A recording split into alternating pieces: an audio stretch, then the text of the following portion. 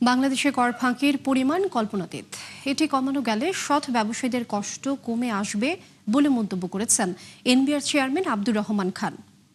মঙ্গলবার প্রাক বাজেট আলোচনায় তিনি বলেন, কর ফাঁকির কারণে বাধাগ্রস্ত হচ্ছে সামগ্রিক উন্নয়ন।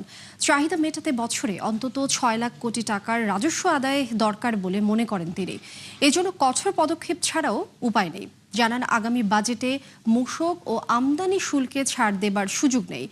বিপরীতে তুলে দেয়া হবে নানা খাতের অব্যাহতি সুবিধাও। গণপরিবহনে সর্বোচ্চ কর ছাড় দেওয়ার কথাও জানান চেয়ারম্যান।